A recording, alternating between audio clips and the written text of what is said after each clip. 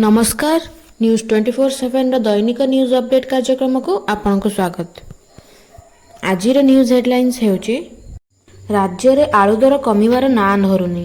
राज्य खाद्य जोगाण और खाउटी कल्याण मंत्री कृष्णचंद्र पात्र कहिसेंती राज्य सरकार नाफेड जरिया रे आलू आनिबे एवं खाउटी को किलो पिछा 30 टंका आलू जोगाई दिया जिवो। एपरि करिबा द्वारा ओडिशारू आलू संकटर मुक्ति मिलिबो। तेबे प्रथम पर्यायर 300 मेट्रिक टन आलू पाई नाफेड माध्यम ऑर्डर करा जायछि, जहां आसंता सप्ताह मध्य ओडिशा पहुंचिबो। अन्य एक खबर होची भारतीय हॉकी दल इतिहास सृष्टि करिछि।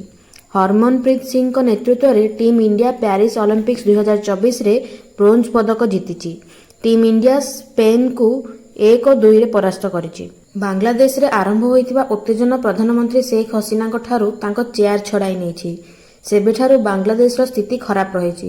एबे पूरा विश्व निज देशर स्थिति उपर रही। बांग्लादेश संख्यालघु हिंदू क्रिश्चियन एवं अन्य मानक विरोध में हिंसा सृष्टि होइछि। वर्तमान केंद्र गृहमंत्री अमित शाह निर्देश में एही प्रसंग में एक कमिटी गठन करा जाइछि। अन्य एक बड़ खबर होछि एसएससी रिक्रुटमेंट अगस्ट 22 तारिख रु आशायी माने एही चाकरी पई आवेदन करि पारिबे।